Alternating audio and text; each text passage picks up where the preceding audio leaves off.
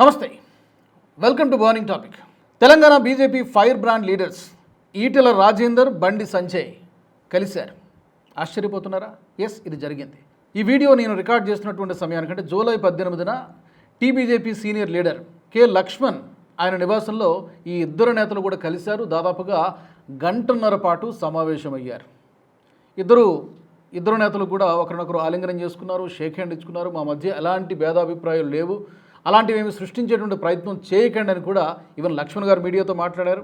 వాళ్ళు కూడా we are on the same page అనేటువంటి ఒక మెసేజ్ ఇచ్చారు. నిజానికి బండి సంజయ్, ఈటెల రాజేందర్ మధ్య సయోధ్య లేదా సంధి కుదిర్చేటువంటి ప్రయత్నం జరగబోతోందని చెప్పి తెలుగులో ఏ మీడియా ఛానల్ చెప్పడానికంటే ముందే 2 రోజుల కిందటే నేషనల్ సబ్లో ఒక కార్యక్రమం ప్రసారమైంది. సాయికృష్ణ గారు రైట్ యాంగిల్లో చెప్పడం జరిగింది. ఒక గ్లింప్స్ మీకు చూపిస్తాను, చూడండి కావాలంటే. ఏకతాటిపైకి ఈటెల రాజేందర్, బండి సంజయ్.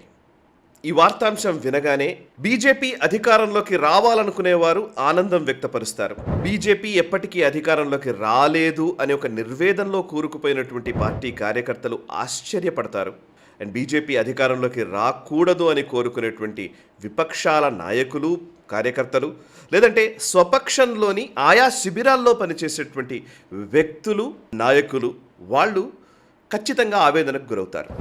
ఎస్, సో ఇప్పుడు టీబీజేపీలో ఏం జరుగుతోంది? ఈ ఇద్దరి ఫైర్ బ్రాండ్ లీడర్స్ మధ్య గత కొంతకాలంగా ఏదో కోల్డ్ వార్ నడుస్తోంది అనేటువంటి టాక్ ఉంది. నేరుగా పేర్లు తీసుకుని బాహాటంగా విమర్శించకపోయినప్పటికీ కూడా ఏదో జరుగుతోంది, ఏదో కొంత కమ్యూనికేషన్ గ్యాప్ ఉంది అనేటువంటి మాట వాస్తవం. దీంట్లో భాగంగానే తాజాగా ఈ మధ్యనే జాతీయ అధ్యక్షుడు నితిన్ నబీన్ గారు తెలంగాణ రాష్ట్రంలో 3 రోజుల పాటు పర్యటించారు. ఆ పర్యటన తర్వాత చాలా మార్పులు జరిగినట్టుగా కనబడుతోంది. దాంట్లో భాగంగానే ఈ దిద్దుబాటు చర్యలన్నీ కూడా జరుగుతున్నాయి. ఇప్పుడు టీబీజేపీలో ఏం జరుగుతోంది? టీబీజేపీ నాయకులు గేర్ మారుస్తూ ఉన్నారా? నిజానికి చాలా క్వశ్చన్స్ ఉన్నాయి. తెలంగాణ బీజేపీ పైన కొన్ని విమర్శలు కూడా ఉన్నాయి. నిజానికి సమర్థవంతులైనటువంటి నాయకులకు ఏ రోజున కూడా టీబీజేపీలో కొదవలేదు. ప్రస్తుతానికైతే సంఖ్యాపరంగా చూసుకున్నా కూడా 8 మంది ఎంపీలు ఉన్నారు, 8 మంది ఎమ్మెల్యేలు ఉన్నారు. అందరూ సమర్థవంతులైనటువంటి నాయకులే. బట్ ఎందుకని సమిష్టిగా పనిచేయలేకపోతున్నారు? ఇండివిజువల్ ప్లేయర్స్ లాగా పనిచేస్తున్నారు తప్పితే ఒక టీమ్గా పనిచేయలేకపోతున్నారు. ప్రజా సమస్యల్ని ఎత్తి చూపడంలో కానీ, కాంగ్రెస్ ప్రభుత్వాన్ని నిలదీయడంలో కానీ ఇండివిజువల్గా పనిచేస్తున్నారు తప్ప కోఆర్డినేటెడ్గా పనిచేయడం లేదనేటువంటి ఒక విమర్శ ఉంది. ఇప్పుడు ఆ సమయం వచ్చింది. ప్రజలు సిద్ధంగా ఉన్నారు, కానీ బీజేపీకి అధికారాన్ని కట్టబెట్టడానికి నాయకులు సిద్ధంగా ఉన్నారా తీసుకోవడానికి? ఇలాంటి విమర్శలు గత కొంతకాలంగా తెలంగాణ పొలిటికల్ సర్కిల్స్లో ప్రజల్లోనూ ఆడుతోంది, టీవీ డిబేట్స్లో కూడా అదే నడుతోంది. ఇప్పుడు వీటన్నిటికీ సమాధానం చెప్పడానికి బీజేపీ అధిష్టానం సిద్ధమైనట్టుగా కనబడుతుంది. దిద్దుబాటు చర్యలకు రంగంలోకి దిగింది. దీంట్లో భాగంగానే ముందుగా చాలా కాలంగా ఒక అపరిష్కృతంగా ఉన్నటువంటి ఈ కమ్యూనికేషన్ గ్యాప్ ఏదైతే ఉందో, ఈటెల రాజేందర్, బండి సంజయ్ మధ్య ఏదో కోల్డ్ వార్ నడుస్తోందని, కమ్యూనికేషన్ గ్యాప్ ఉందని చర్చలు నడుస్తున్నటువంటి నేపథ్యంలో వీళ్ళిద్దరికీ సయోధ్య కుదిరినట్టుగానే కనబడుతుంది. ఎందుకంటే ఈ భేటీ తర్వాత వాళ్ళిద్దరు కూడా బయటకు వచ్చిన తర్వాత ఆలింగనం చేసుకోవడం మనం చూస్తున్నాం, షేక్ హ్యాండ్ ఇచ్చుకోవడం మనం చూస్తున్నాం. We are on the same page, మేము కలిసే పనిచేస్తాం, కలిసే ఉన్నటువంటి చెప్పేటువంటి ఇండికేషన్ ఇవ్వడం జరుగుతోంది. మీడియాలో మీరు అనేక రకాలుగా మరి ఏదో పొరపచ్చాలు ఉన్నటువంటి భావన మీరు వ్యక్తం చేస్తూ ఉన్నారు.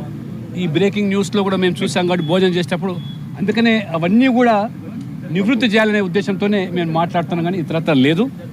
ఇప్పుడు ఏంటి టార్గెట్ ఏంటి? బీజేపీ నెక్స్ట్ టార్గెట్ ఏంటి? 2023లో చేసినటువంటి తప్పిదాలు, ఎన్నికలకు ముందు జరిగినటువంటి తప్పిదాలు. బండి సంజయ్ గారు రాష్ట్ర అధ్యక్షుడిగా ఉన్నటువంటి సమయంలో ఒక్కసారిగా మూమెంట్ వచ్చింది, ప్రజల్లో కూడా ఒక విధమైనటువంటి పాజిటివ్ వైబ్ క్రియేట్ అయింది. బట్ ఆ తర్వాత కొన్ని వ్యూహాత్మక తప్పిదాలు జరిగాయి.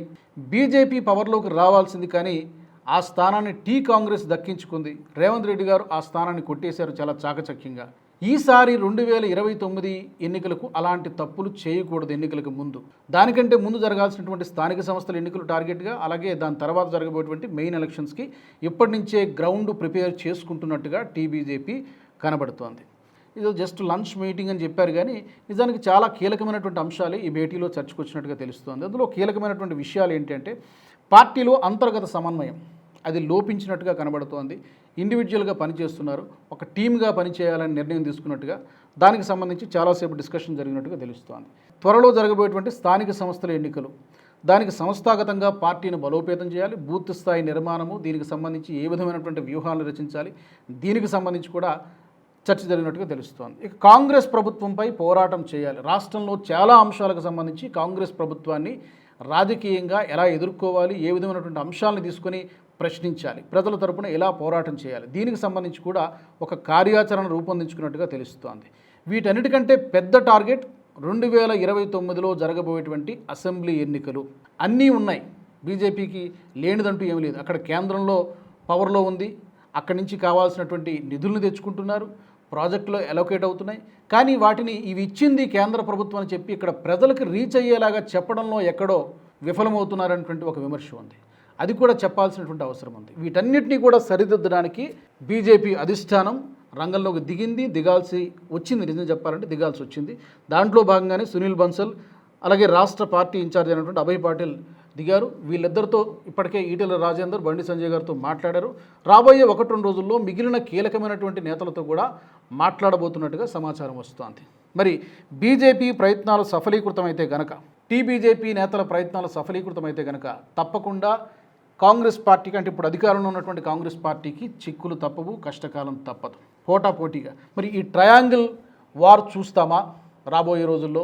BRS, Congress, BJP triangle war చూస్తామా, లేకపోతే బీఆర్ఎస్ స్థానాన్ని బీజేపీ ఆక్రమిస్తుందా అనేది రాబోయే రోజుల్లో తేలుతుంది. మరి ఈరోజు జరిగినటువంటి ఈ భేటీ టీబీజేపీకి సంబంధించి ఒక స్పష్టమైనటువంటి సంకేతం. పార్టీ కార్యకర్తలకు, కింది స్థాయి నాయకులకు, కీలకమైనటువంటి నాయకులందరికీ కూడా ఈ విభేదాలని పక్కన పెట్టి మనం ముందుకు వెళ్ళాలి, వెళితేనే విజయం సాధించగలుగుతామనేటువంటి ఒక స్పష్టమైనటువంటి ఇండికేషన్ ఇచ్చినట్టుగా మనకు కనబడుతోంది. మరి మీకేమనిపిస్తోంది? ఈ ఇద్దరి మధ్య నిజంగానే సంధి కుదిరిందా, లేకపోతే ఆరంభ శూరత్వం అవుతుందా? నెక్స్ట్ జరగబోయే స్థానిక సంస్థల ఎన్నికల్లో ఎలాంటి పర్ఫార్మెన్స్ ఇచ్చేటువంటి అవకాశం ఉంది బీజేపీ? పాసిబిలిటీస్ ఏంటి?